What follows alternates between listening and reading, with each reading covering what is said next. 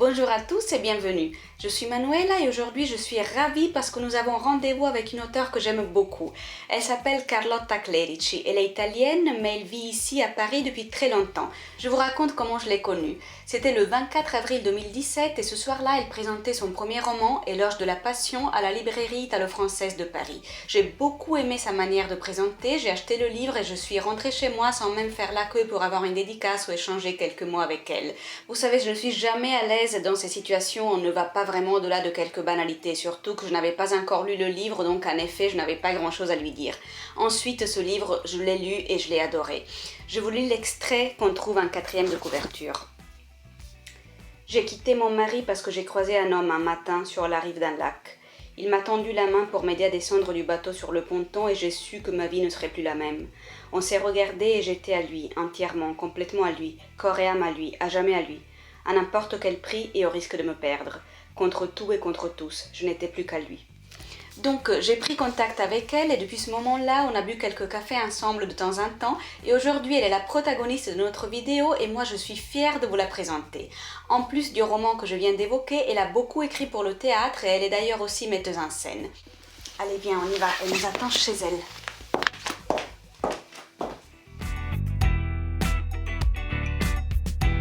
Alors Carlotta, tout d'abord merci beaucoup d'avoir accepté cette interview et J'en suis ravie de l'avoir fait d'ailleurs avec un enthousiasme dont je te suis très reconnaissante. Et merci de nous recevoir ici, c'est chez toi. Oui. Ça me paraît très beau que tu nous ouvres les portes d'un lieu intime, l'endroit où tu travailles, où tu écris, mais où tu vis aussi. Alors tu es italienne et tu es née à Côme, mais ça fait très longtemps que tu vis à Paris. Donc, tout à fait, j'ai vécu plus longtemps en France qu'en Italie maintenant. D'accord. J'ai passé le cap. Oui. Moi, pas encore, mais voilà, j'ai peur de ce moment-là. Donc voilà, pour commencer, je voudrais te demander un petit peu quelle a été ta formation et puis quand et pourquoi tu as décidé de venir vivre ici. Alors, ma formation, j'ai fait des études de lettres à l'université de Milan. J'ai pris la branche d'histoire du théâtre, qui a toujours été une passion pour moi. Quant à Paris, la France, je n'ai pas vraiment choisi de venir. C'est la vie qui m'y a amenée. En revanche, j'ai choisi de rester et surtout, derrière ce départ, il y avait une grande envie de quitter Côme, de quitter c'est une ville de province où j'ai jamais été particulièrement bien. J'adore le lac qui est très beau, la nature du lac, mais j'aimais pas la vie de province que je menais là-bas. Et j'ai toujours eu ce mythe un peu de l'étranger, comme souvent les Italiens. Mon idée était plutôt l'Angleterre, parce que je parlais bien l'anglais et j'avais une culture plus anglophone que la France, je ne connaissais pas vraiment. Et je suis venue pour suivre un homme et j'ai décidé ensuite d'y rester. Je suis restée ici toute seule. Quel est ton rapport aujourd'hui avec cette ville? Est-ce que tu pourrais envisager de la quitter, d'aller vivre ailleurs, de rentrer en Italie peut-être, ou c'est ici qu'aujourd'hui tu te sens chez toi? Alors, je pense que quand on quitte son chez-soi, on n'est plus chez soi nulle part. Je ne sais pas comment tu vis, toi. Je le vis de la même manière, c'est exactement ça. Ouais.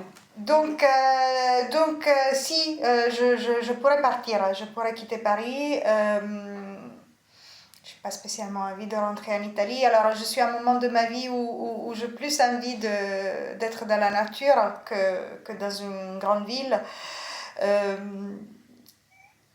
Il y a quelque chose qui me lie énormément à la France.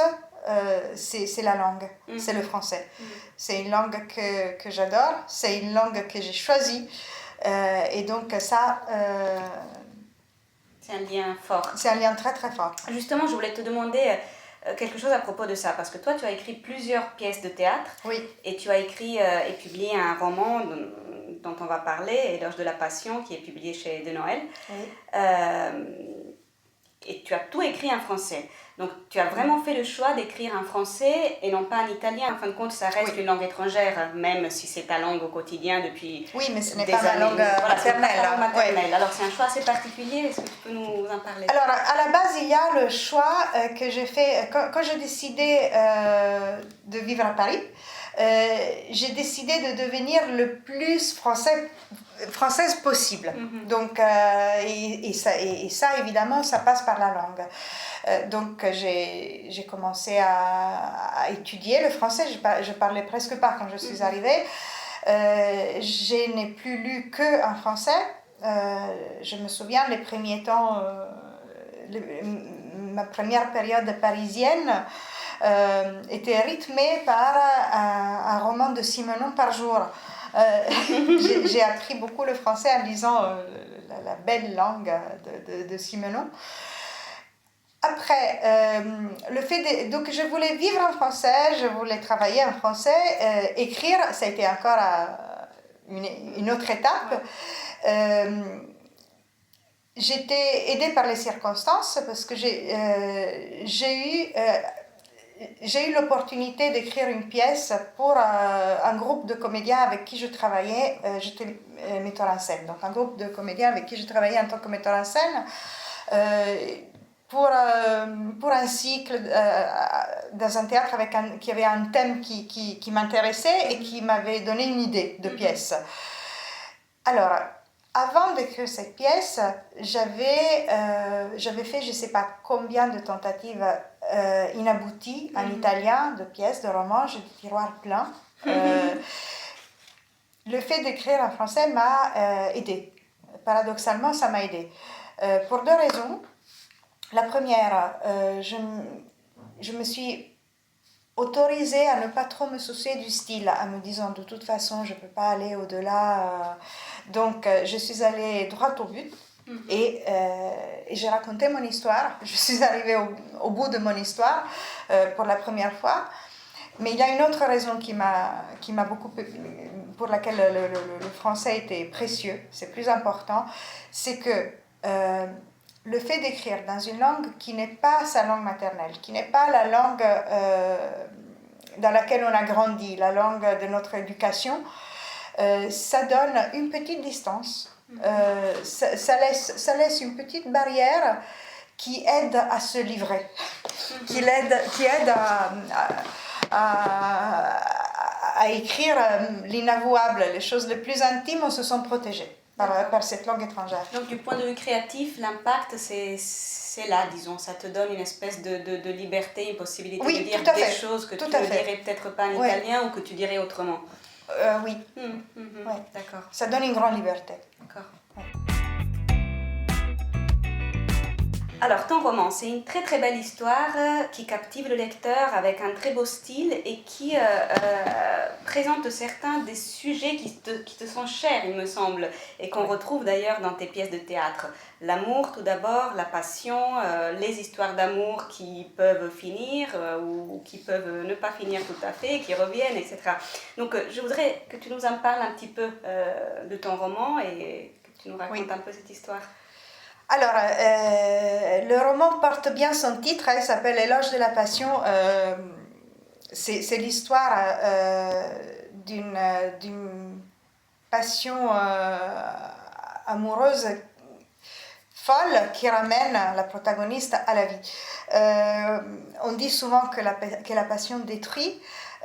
Moi, je pense plutôt que la passion met à nu. La passion est une grande force vitale. Et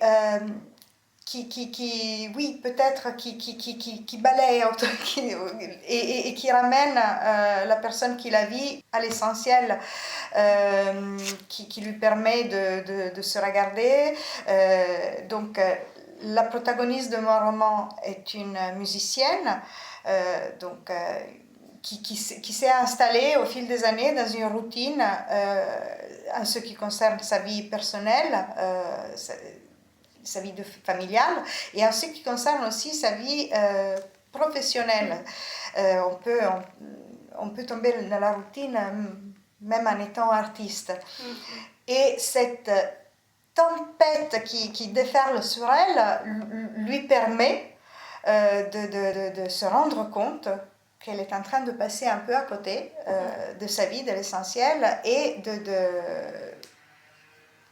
démarrer une nouvelle vie qui lui correspond davantage. C'est un très très beau portrait de femme et très sincère, très authentique, très vrai, très vivant surtout, où on voit effectivement cette passion dévorante, Oui. je dirais, qui lui rend en même temps son identité. C'est un petit peu ce que tu étais en train de Tout à dire. fait. Quitte à oublier un moment son identité de mère.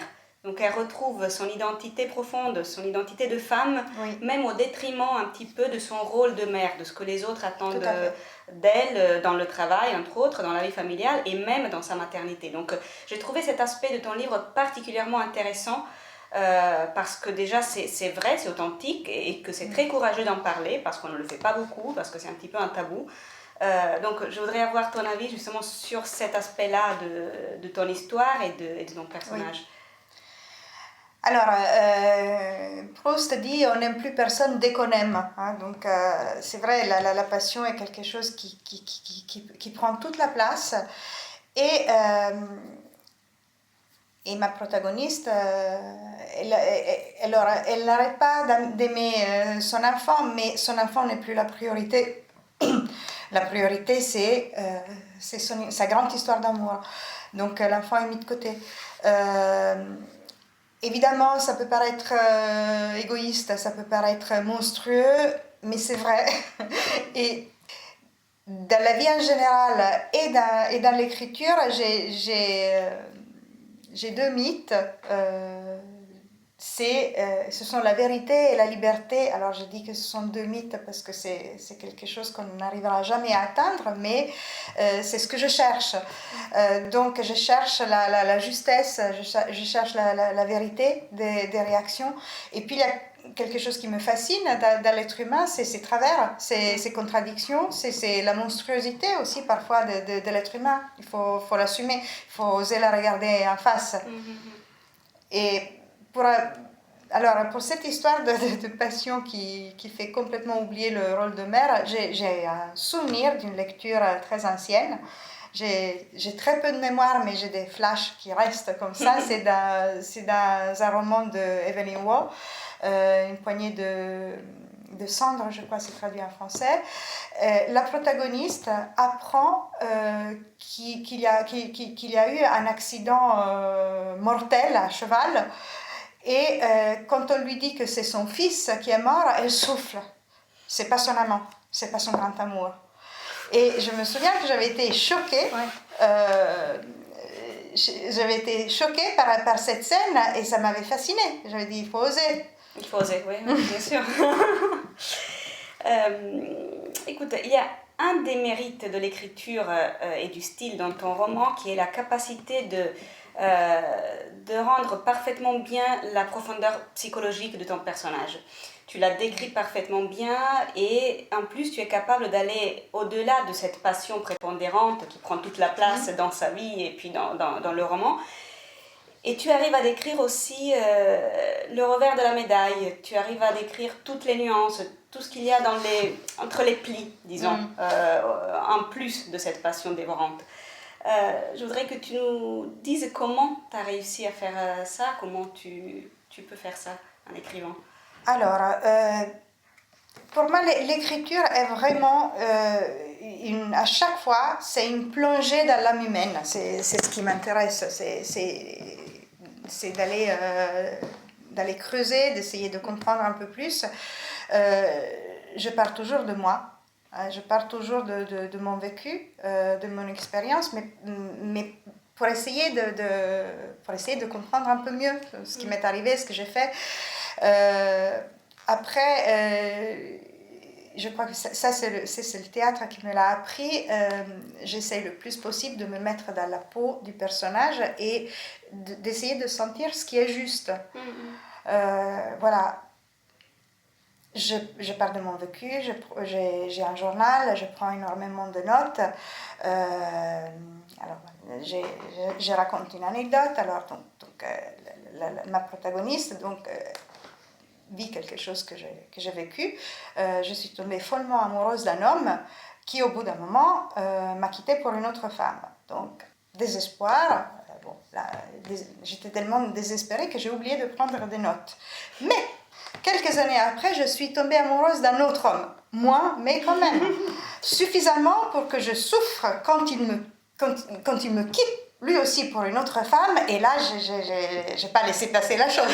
Et là, j'ai dit, ah, c'est bien, au moins, c'est bien, au moins je peux prendre des notes pour pouvoir le raconter. Oui, et ça m'a été bien utile. Donc, C'est tellement authentique, on sent que c'est très bien analysé et ça sent un peu le vécu dans ce sens-là, même si je comprends qu'après il y a une manière de transformer ce qu'on a vécu et de l'écrire, de transformer à travers l'écriture. Ce n'est pas forcément un journal intime, évidemment, mais donc cette réflexion m'amène à cette question que je voudrais te poser. Comment on gère le côté autobiographique ? Pas forcément le sien en tant qu'auteur, parce qu'on a le droit de décider ce qu'on veut raconter de soi, mais comment on se comporte vis-à-vis donc, des personnes qui pourraient se reconnaître, éventuellement même en partie, dans ce qu'on écrit. Est-ce qu'on se pose la question ? Est-ce qu'on a le droit ? C'est légitime ? Alors c'est très compliqué parce qu'on risque de blesser les autres. On risque aussi d'être pas compris. Pour moi, alors d'abord, c'est un risque à prendre parce que si je ne le prenais pas, comme j'écris beaucoup à partir de moi, je n'écrirais plus. Et je ne peux pas ne pas écrire. C'est toute ma vie. Donc, après, est-ce que c'est légitime ? Alors, je ne fais pas de l'autofiction. C'est-à-dire, je parle toujours d'un vécu personnel, mais sur ça, j'ai construit des histoires qui parfois n'ont vraiment rien à voir. Le degré d'élaboration est différent d'une écriture à l'autre. Ça peut aller très très loin. Et puis, il y a quelque chose qui connaît bien les mécanismes de création peut comprendre, c'est que alors, derrière un personnage, il peut y avoir une personne, mais il n'y a pas qu'une personne. Déjà, il y a moi, auteur, derrière tous les personnages. Il y a quelque chose de moi que je mets dans chacun. Après, il peut y avoir deux personnes qui m'aident à construire un personnage. Quand j'écris pour le théâtre, par exemple, souvent, il y a l'acteur à qui je pense pour ce rôle, qui m'aide à le construire. Il peut y avoir une autre figure littéraire, donc c'est un mélange de plusieurs personnes. À un moment donné, de ce mélange, il y a quelque chose de magique qui se produit, c'est-à-dire il y a le personnage qui naît et c'est une créature absolument autonome, une nouvelle créature qui n'a plus rien à voir. Par exemple, la protagoniste, bien sûr, je suis partie de moi, mais c'est pas moi. Je suis pas aussi folle. J'aimerais beaucoup, mais non. Nous avons vu que le théâtre a été ta formation et il me semble ton premier amour. Oui, tout à fait. Est-ce que tu peux nous parler des pièces qui ont été représentées en France, de tes pièces ? Bien sûr. Alors, mes pièces ont été toutes représentées, sauf la toute dernière, mais donc il y a encore espoir. Alors, soit c'est moi qui les ai montées. Moi, j'ai fait beaucoup de mise en scène. J'ai eu une compagnie de théâtre pendant longtemps. Soit il y en a qui ont été montées par d'autres metteurs en scène, qui est une expérience enrichissante parce qu'il y a une autre interprétation qui se superpose. Je peux parler alors de spectacles que j'ai particulièrement aimé. Bon, j'ai monté mes deux premières pièces, La Mission et L'Envol. C'était ces deux spectacles qui me tiennent très à cœur. Ensuite, mon monologue, Ce soir j'ovule, s'est joué longtemps au Théâtre des Mathurins. C'est Catherine Marchal qui l'a merveilleusement joué. C'était Nadine Trintignant qui avait fait la mise en scène. Donc c'était une très très belle aventure aussi. Et là, j'attends la prochaine. Alors, justement, vu que tu viens de la citer, ce soir j'ovule, oui. C'est un texte magnifique, moi j'ai vraiment adoré. Je voudrais que tu nous en parles un peu plus parce que alors, c'est une pièce qui traite d'un sujet très important et très délicat qui est celui du désir de maternité et qui le fait avec une approche, un angle, un point de vue différent et très, très courageux, je trouve. Parce que voilà, oui, je te laisse nous expliquer, mais en fait, c'est une écriture très puissante et d'une lucidité aussi impressionnante. C'est l'histoire d'une femme qui souhaite avoir un enfant avec l'homme qu'elle aime et qui se découvre stérile. Ce qui amène à une réflexion sur le rôle de la femme dans la société d'aujourd'hui et qu'est-ce que c'est que la maternité aujourd'hui. La femme stérile, c'est étonnant, mais elle est encore stigmatisée dans notre société occidentale, regardée avec une certaine méfiance. Et on dirait que la femme est encore vue comme mère. Le rôle primordial de la femme est encore celui-là. On considère encore que c'est celui-là. Il y a le progrès technique qui intervient, qui propose ses services, et moi je trouve que ce n'est pas un progrès du tout, que c'est au contraire, c'est un retour en arrière. C'est justement dire à la femme, il faut à tout prix, parce que c'est au prix de sacrifices physiques et psychologiques énormes. La PMA est très très lourde, donc tu dois porter un enfant à tout prix. Je vois derrière ça vraiment un retour en arrière. Je vois l'injonction biblique tu accoucheras dans la douleur. Je pense qu'il faudrait mieux réfléchir à quelles sont les vraies conquêtes du féminisme. Voilà. Je voudrais qu'on parle un moment maintenant de deux autres pièces que moi j'ai beaucoup aimées. C'est pas la fin du monde et ce qui reste d'un amour. Oui. Où on retrouve un peu les sujets qu'on a déjà vus pour le roman, l'amour bien sûr, le désir, les amours qui finissent, les amours qui ne finissent pas vraiment, ce qui donne un peu un fil rouge, disons, certainement. de ton œuvre littéraire. Donc je voudrais te demander comment ça se fait qu'il y a cette espèce d'obsession, avec des guillemets bien sûr, pour ces sujets-là, et comment ça se fait que c'est justement là que tu t'inspires? Parce que je pense que l'amour est l'une des expériences qui font que la vie vaut la peine d'être vécue. Il y a une autre obsession qui va avec. C'est l'idée de vivre intensement, c'est l'idée de vivre jusqu'au bout, de vivre vraiment, véritablement. Et la passion amoureuse, comme la création artistique, qui est aussi très souvent dans ce que j'écris, c'est un peu ce qui nous permet de sortir du quotidien, d'avoir l'impression de se sentir vivant. Oui. Alors, on a vu que tu as beaucoup écrit pour le théâtre, que tu as écrit un roman, peut-être un deuxième, je ne sais pas. Je viens de finir, voilà. Presque.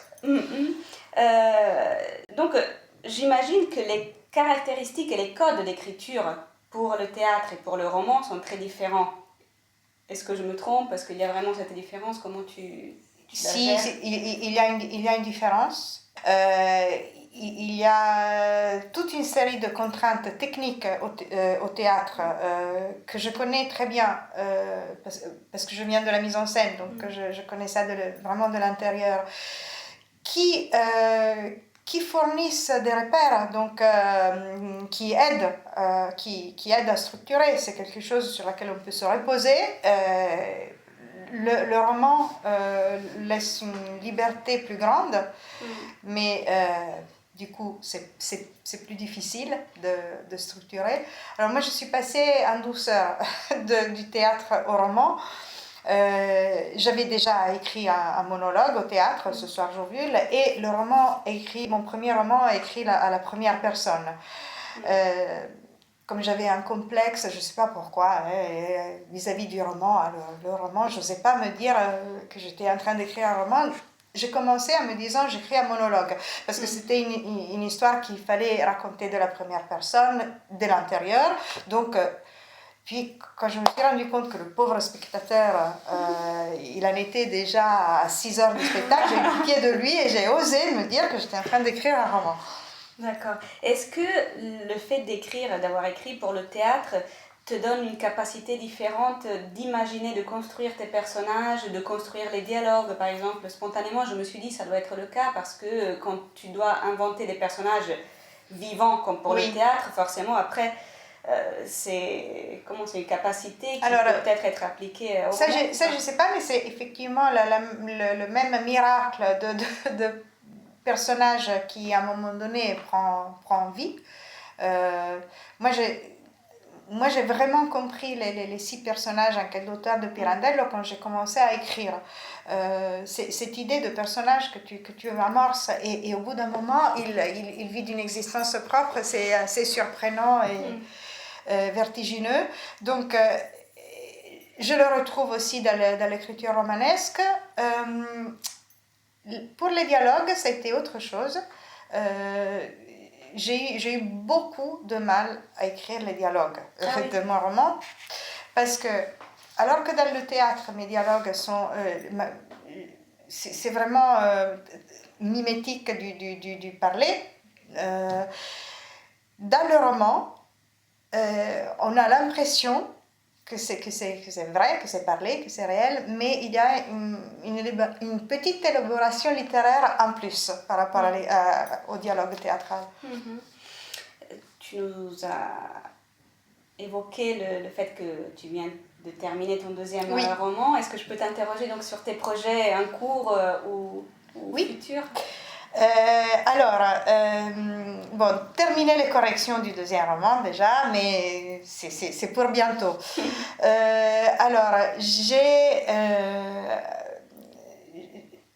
Il va y avoir, je pense, un retour au théâtre.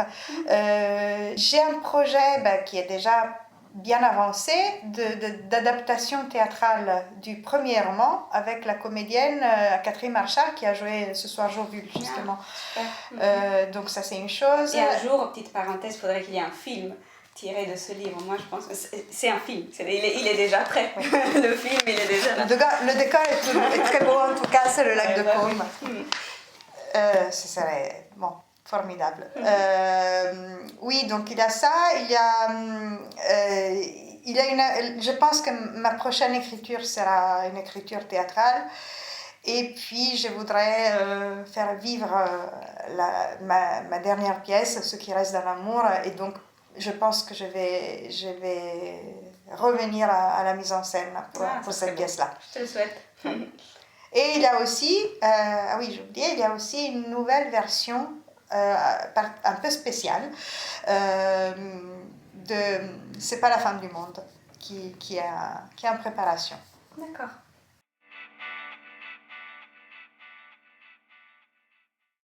Carlotta, pour terminer, je voudrais te poser 3 questions à brûle-pourpoint. Alors, quelle est la pièce d'un autre auteur que tu aurais voulu écrire? La série Z. Tout ce qu'a écrit Tchekhov, le génie absolu. D'accord. Et quel est le personnage féminin qui te ressemble le plus, dans lequel tu t'identifies?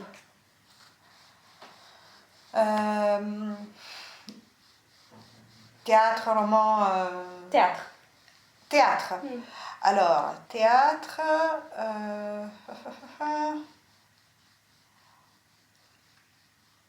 à l'instant, ça va venir.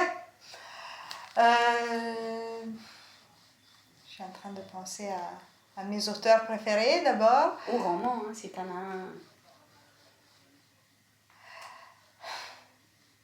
Alors, oh là là, ça se complique. La Belle du Seigneur, d'Albert Cohen. Et quel est le personnage masculin dont tu serais certainement tombée amoureuse si tu l'avais rencontré dans la vraie vie? Casanova. Je pense... alors, j'ai une passion pour Romain Gary, pour son personnage, mais bon, c'est lui, dans La promesse de l'aube. Carlotta, merci beaucoup, très sincèrement, pour cette conversation, pour ta disponibilité, pour toutes les choses que tu as partagées avec nous. Je suis vraiment très fière de t'avoir sur notre chaîne. Merci. Vraiment. Vous l'aurez compris, je vous conseille vraiment de lire les textes de Carlotta Clerici. N'oubliez pas de mettre un j'aime à cette vidéo. Rendez-vous dans 2 semaines avec la prochaine publication. Et puis Carlotta, maintenant, oui, je voudrais bien une dédicace. Bah oui.